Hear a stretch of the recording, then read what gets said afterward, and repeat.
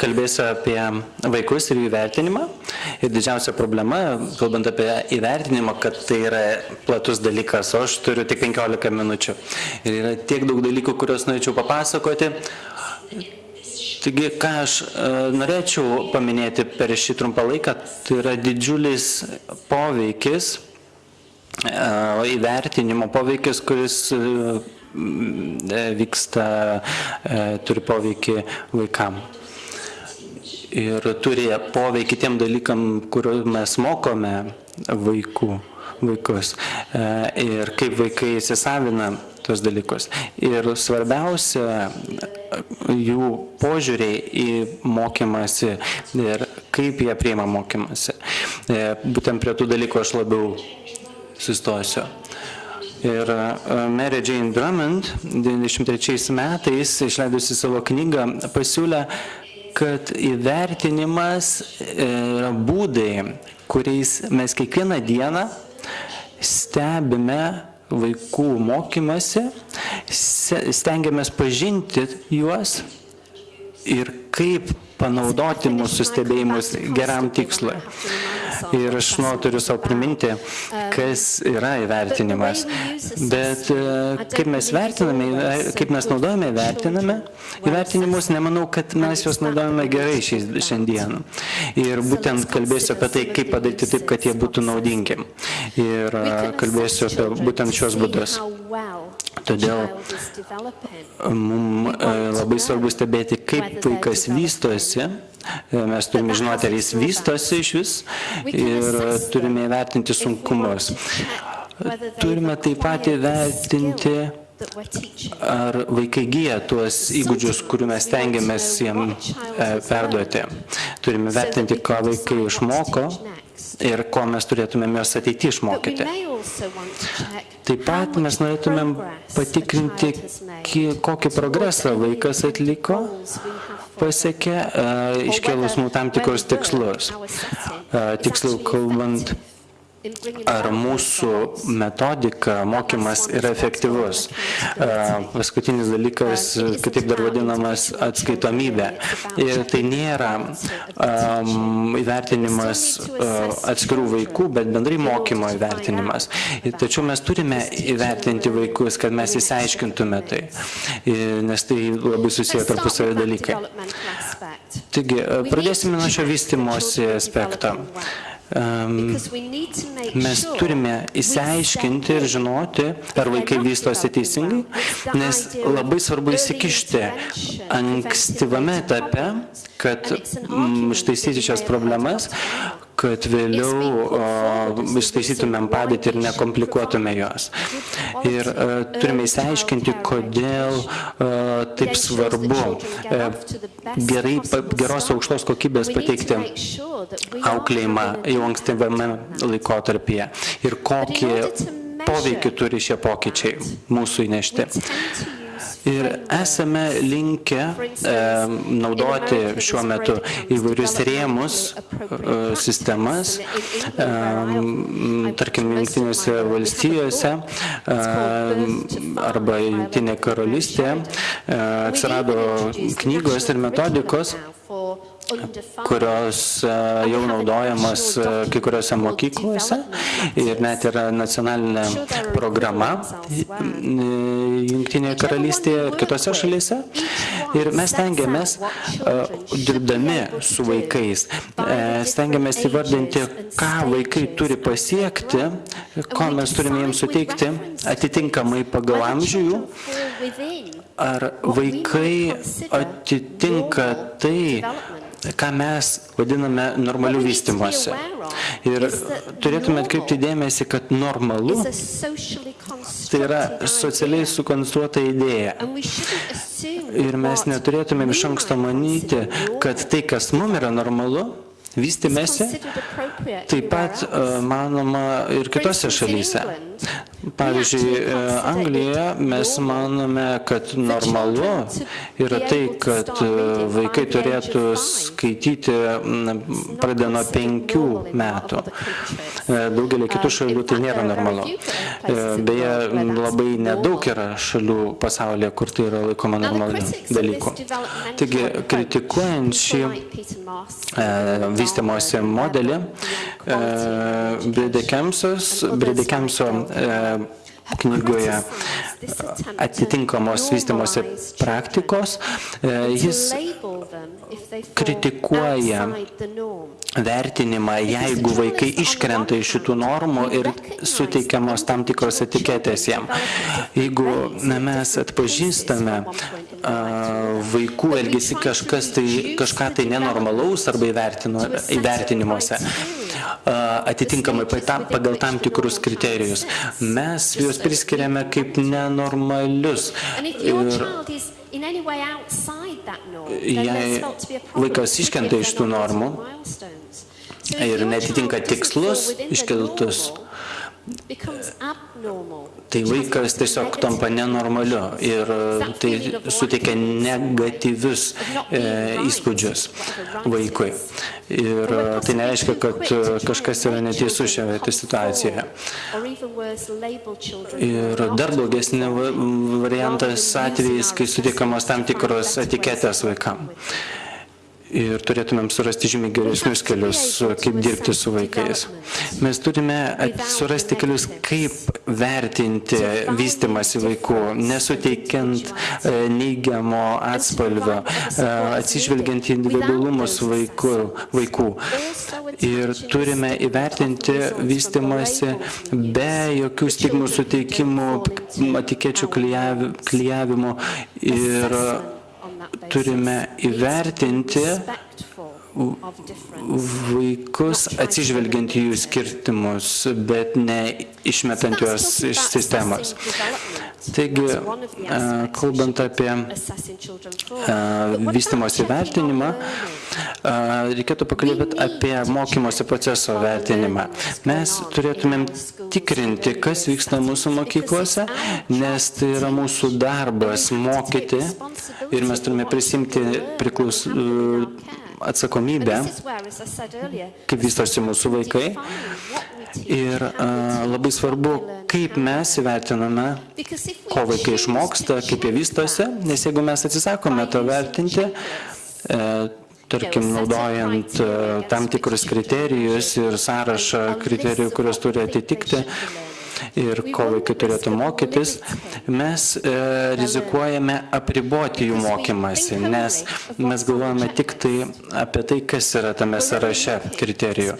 Tačiau jeigu mes žiūrime, ieškome tam tikrų specifinių įgūdžių arba žinių, tada susidurime su pavojumi, kad mes tik tai mokome tų dalykų, kurie yra sąraše, bet mes galim daugelio dalykų nenumatyti ir tai gali labai stipriai pakenkti vystymosi procesui.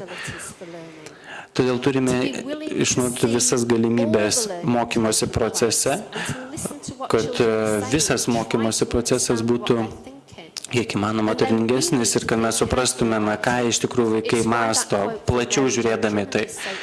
Ir todėl ši sistema, šis požiūris ir įgauna galią ir mes turėtumėm suprasti, kad tas vertinimas turėtų būti mokymosi procesui, bet ne tiesiog tam vertinant procesą, būtent vertinimo procesui ir mokymuisi.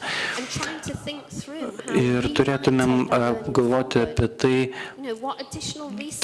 kokiu papildomų resursų jam reikia vaikam arba mokytojam, persvarstant jų idėjas. Ir vertinimas yra pačiame centre mokymosi, nes turime žinoti, kur vaikai yra šiuo metu mokymosi procese ir ką mes galim padaryti, kad išplėsti jų žinias ir pagerinti mokymosi procesą. Ir taip pat tai gali turėti poveikį, kaip vaikai mato save kaip mokytojus. Ir mes žinome apie tą jausmą nesėkmės, kai vaikai gauna blogą pažymį arba kažko tai neišlaiko. Ar mes sutinkame su tuo, ar tiesiog bandome kažką geriau padaryti, kaip mes matome savo darbą ir kaip mes vertiname savo požiūrį į rezultatus.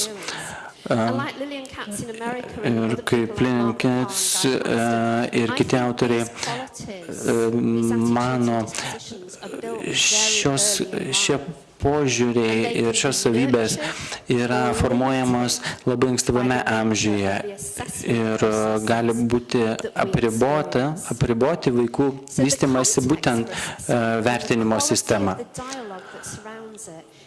Ir būtent vertinimo kokybė labai svarbi vaikams suprantant, įvertinant, kaip jie patys vystosi.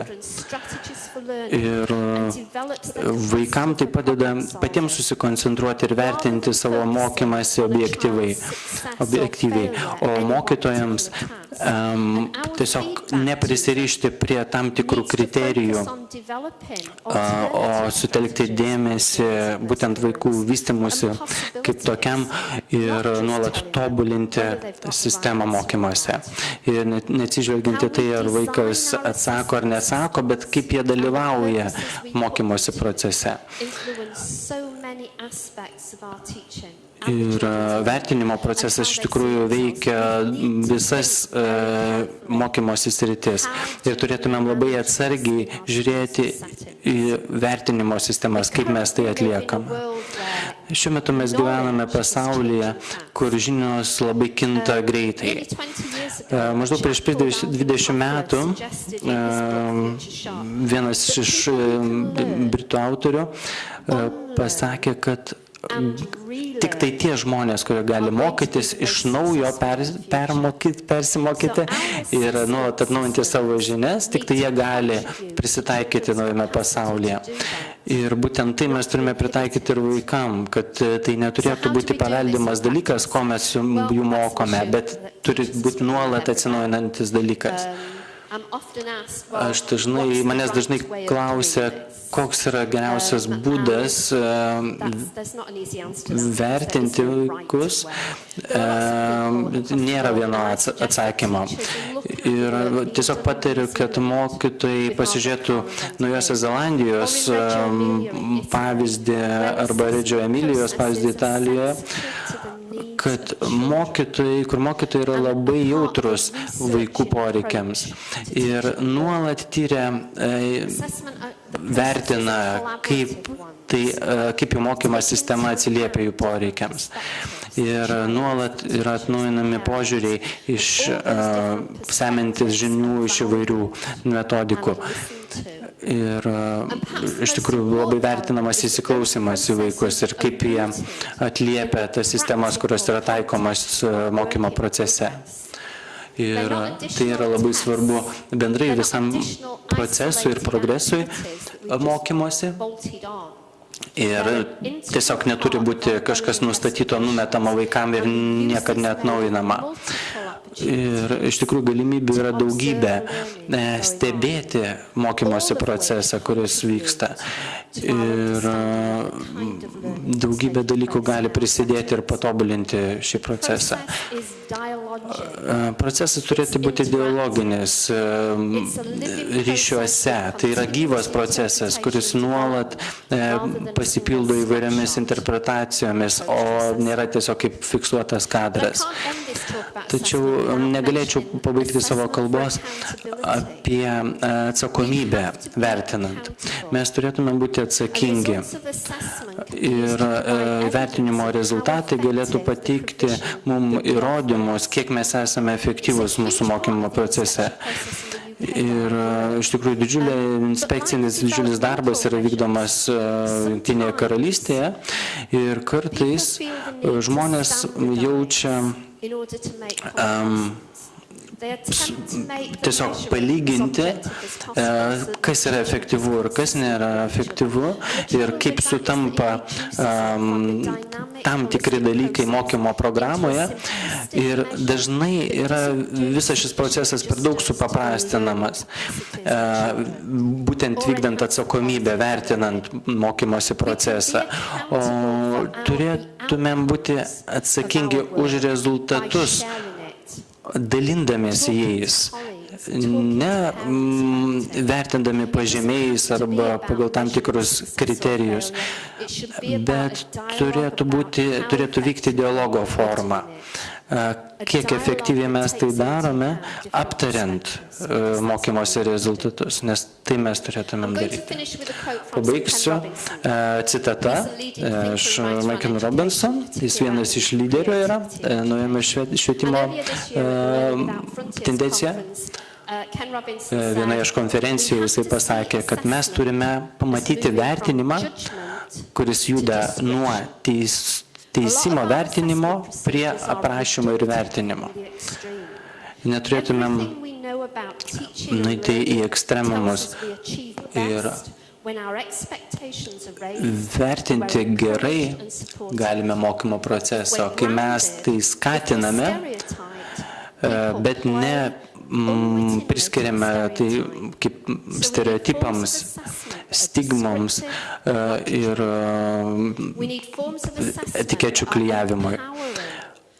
Mes turėtumėm vertinti tai procesą mokymosi, kad tai įgalintų vaikus veikti aktyviau, o ne apriboti juos ir atskirti. Jeigu mes taip elgsimės, manau, kad būsime žymiai profesionalesni, vertinant mūsų mokymo procesą, ko mes išmokome vaikų ir ko mes galėtumėm išmokyti jų.